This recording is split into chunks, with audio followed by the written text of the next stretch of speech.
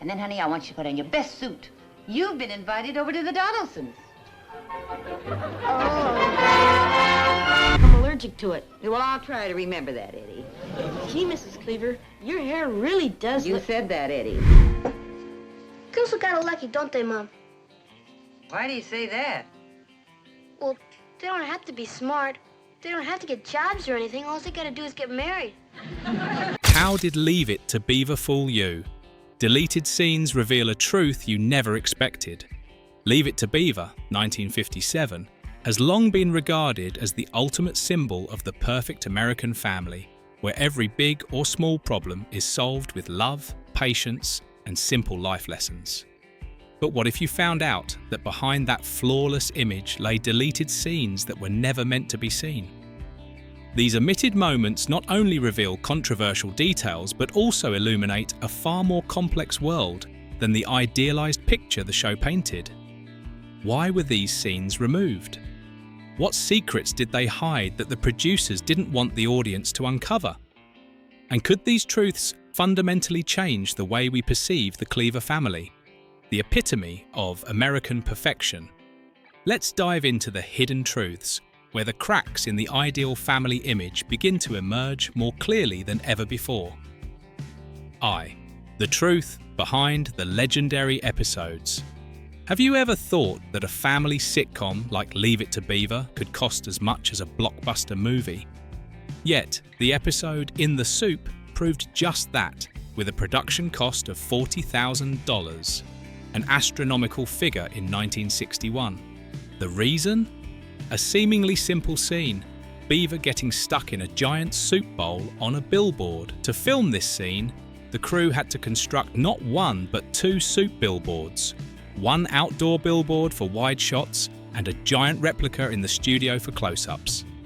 Although the cost far exceeded the usual budget, this episode became an iconic moment of drama and humour that audiences would never forget.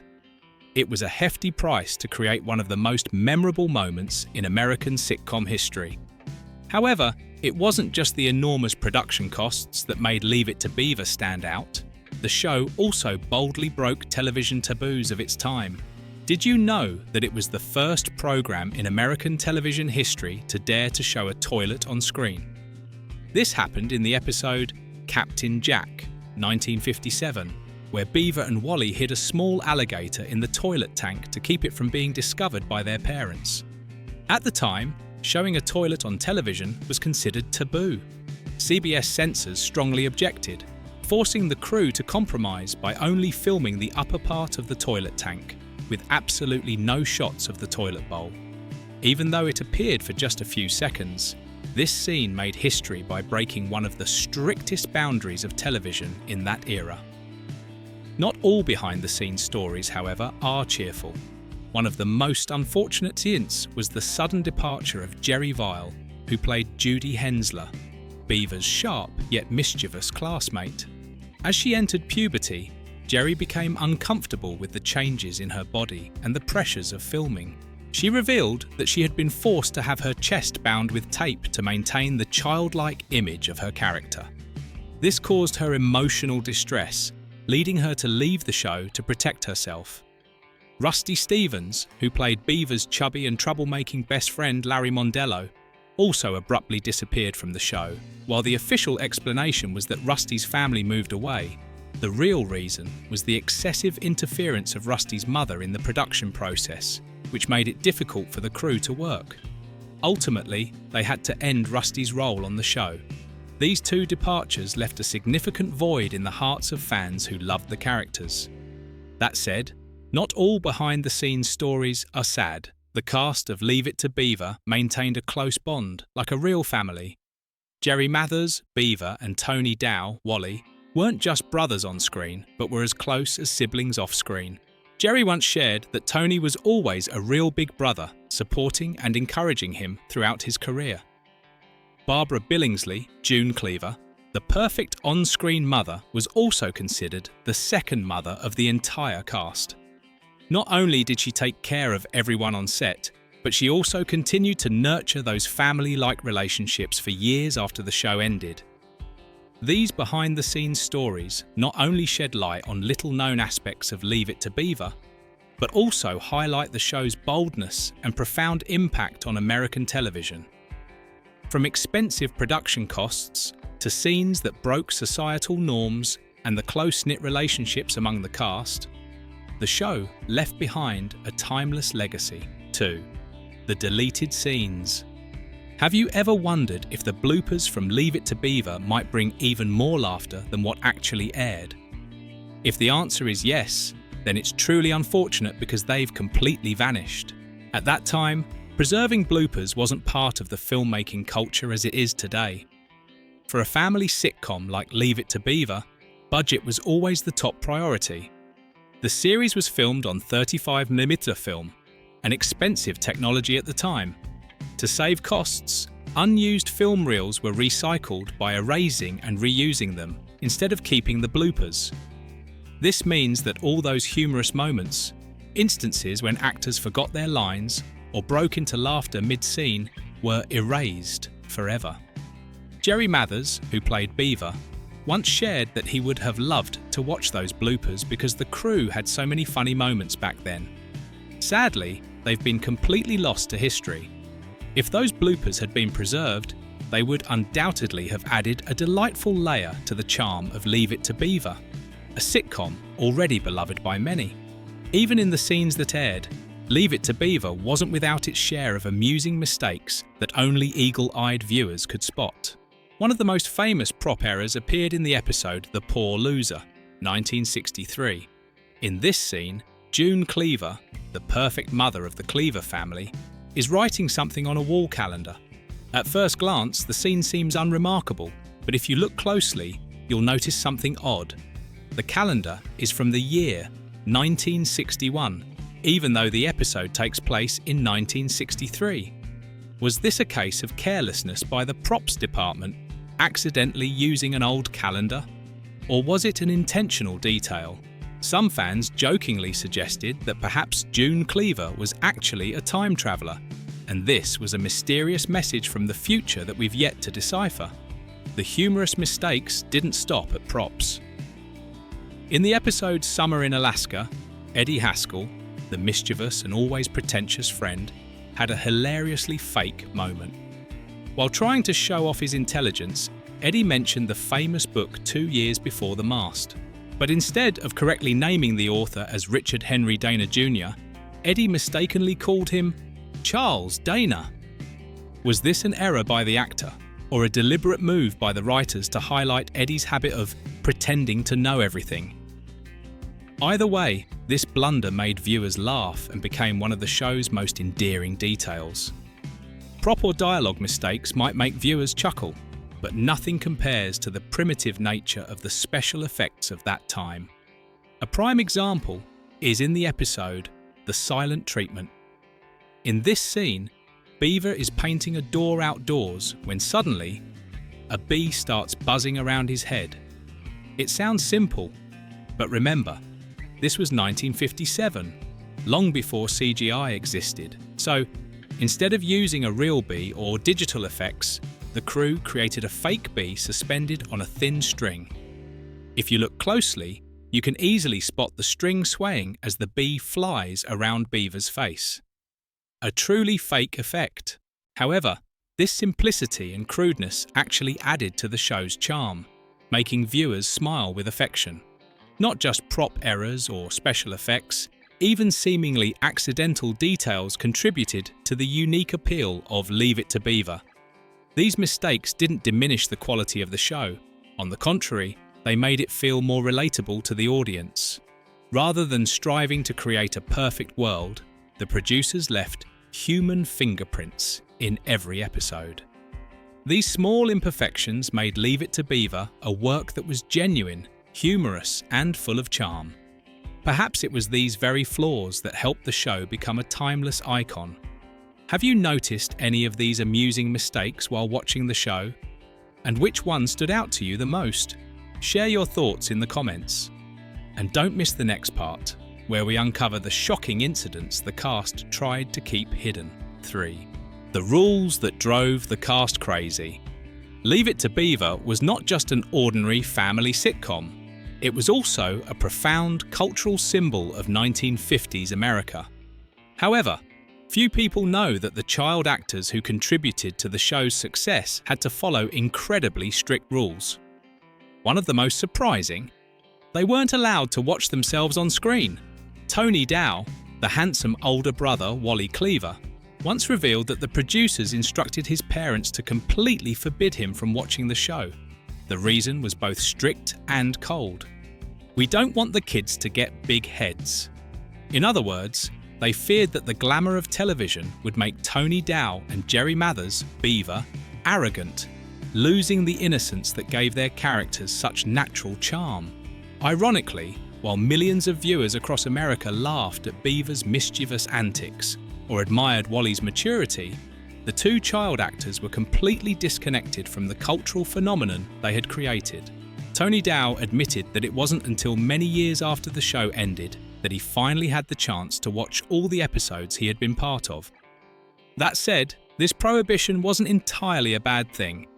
Thanks to it, Jerry Mathers and Tony Dow had a childhood that was almost normal, something very few child stars in Hollywood experienced at the time. When they left the set, they returned to everyday life, going to school, playing sports, hanging out with friends, and enjoying the simple joys of being kids, rather than getting consumed by the spotlight that could easily ruin a child. This balance helped them retain their innocence and avoid the dangerous pitfalls of fame, something that had led to the downfall of many child stars in Hollywood's history. The behind-the-scenes stories weren't just about the child actors, but also revealed fascinating secrets about the portrayal of June Cleaver, the ideal mother of the Cleaver family. On screen, June always appeared with flawless hair, a neatly pressed dress, and, most notably, a sparkling pearl necklace. But few people know that her pearl necklace wasn't just a fashion accessory. Barbara Billingsley, the actress who played June, once revealed that she wore the pearls to cover a small dent in her neck, which studio lighting often emphasized, creating unflattering shadows. Initially, it was just a temporary fix, but as viewers became accustomed to her look, the pearl necklace quickly became an indispensable trademark, defining June Cleaver's elegance and embodying the ideal image of an American mother. In addition, Barbara Billingsley had to wear high heels in nearly every scene, whether she was in the kitchen or outdoors in the yard. The reason was both humorous and a bit frustrating. The sons on the show, especially Tony Dow, kept growing taller, and the producers didn't want the mother to appear shorter than her children. High heels, therefore, became her secret weapon to maintain June Cleaver's stature as a powerful and authoritative family figure. Beyond these fascinating behind-the-scenes details, another iconic element of Leave It to Beaver is the town of Mayfield, where the Cleaver family lived. This remains one of the biggest mysteries of the show because Mayfield was never clearly identified on any map of America. No state, no coordinates, no exact location. It was simply an imaginary town where any viewer could feel at home. This ambiguity didn't stop fans from trying to figure it out. Some believe Mayfield is in Wisconsin, based on details like Wally's school band performing in Madison, or the Cleaver family mentioning the Green Bay Packers football team. Others argue that Mayfield's exterior shots were filmed in Skokie, Illinois, a real town with streets that still exist today. A few episodes even suggest that Mayfield could be in Ohio, referencing suburban Cleveland settings and streets like Grant Avenue. The producers seemed to deliberately change road signs and distances to cities to keep Mayfield's location a mystery. But perhaps this ambiguity made Mayfield a perfect symbol, not just a specific town, but a representation of any American suburb during that era. Despite the mysteries and strict rules, Leave It to Beaver concluded its six-season journey on an emotional note with its final episode, Family Scrapbook.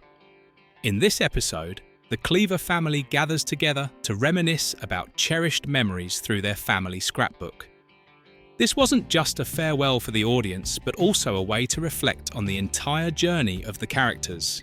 The episode also resolved a long-standing mystery about Beaver's nickname. It turned out that when Wally was younger, he couldn't pronounce his brother's real name, Theodore, correctly, and the nickname Beaver was born. A small but meaningful detail. It brought the show to a warm and simple close, reminding viewers of the precious moments of family life. The behind-the-scenes stories, the strict rules, and the small imperfections all contributed to the timeless charm of Leave It to Beaver. It wasn't just a family sitcom, it was a vivid portrait of culture, values, and life in America during a transformative period. 4. The elements that made Leave It to Beaver a success. The enduring success of Leave It to Beaver can be attributed to a meticulously crafted combination of elements that gave the show its timeless appeal. One of its most distinctive features was its unique approach compared to other sitcoms of the time.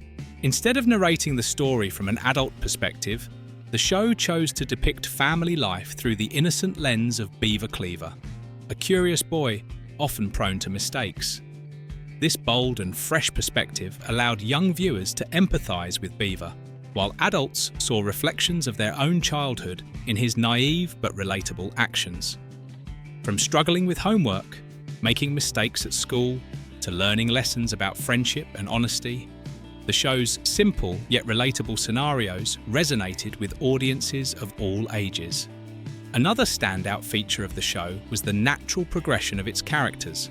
Rather than keeping the cast frozen in time, Leave It to Beaver allowed its characters to grow and mature.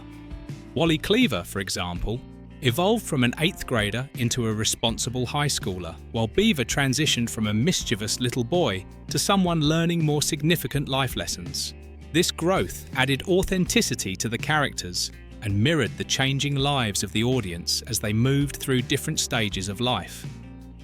The setting of Mayfield, the Cleaver family's hometown, also played a crucial role in the show's success.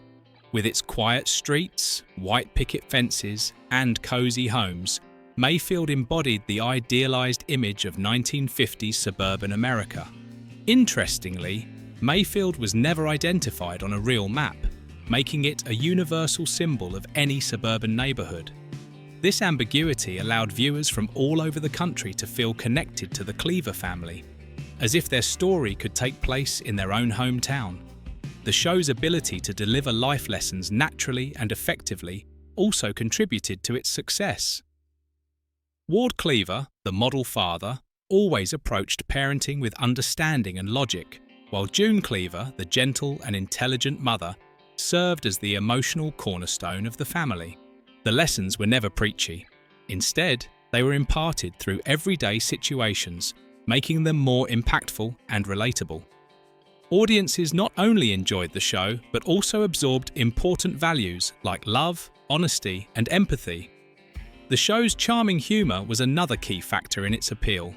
Unlike many sitcoms of the era that relied on canned laughter, Leave It to Beaver used a more natural storytelling style, letting the situations and performances generate laughter organically. The humour was subtle and family-friendly, creating a warm and relatable atmosphere that appealed to viewers of all ages. Behind the scenes, the chemistry among the cast members played a significant role in the show's success. Jerry Mathers, Beaver, and Tony Dow, Wally, not only portrayed the Cleaver brothers convincingly on screen, but also shared a genuine sibling-like bond in real life. Meanwhile, Barbara Billingsley, June, and Hugh Beaumont, Ward, were not just the ideal parents on screen, they also maintained a familial spirit among the cast and crew, creating a wonderful working environment that translated to the screen. Lastly, the timing of Leave It to Beaver was a crucial factor. The 1950s was a period when America was searching for stability and comfort in the aftermath of World War II. The show provided a snapshot of an idyllic society, celebrating traditional values like love, honesty, and understanding. It offered a sense of reassurance and familiarity that resonated deeply with audiences during a time of cultural and societal change. In summary, the success of Leave It to Beaver stemmed not only from its engaging content, but also from its authentic portrayal of life and family values. Every detail, from the setting and characters to its gentle humour, contributed to creating a show that became a cultural touchstone. More than half a century later, its charm remains undiminished, continuing to inspire and entertain new generations of viewers. Thank you for watching. Don't forget to hit like, subscribe, and turn on the notification bell so you won't miss any upcoming videos. If you have thoughts or memories about Leave It to Beaver, feel free to share them in the comments below. You can submit video.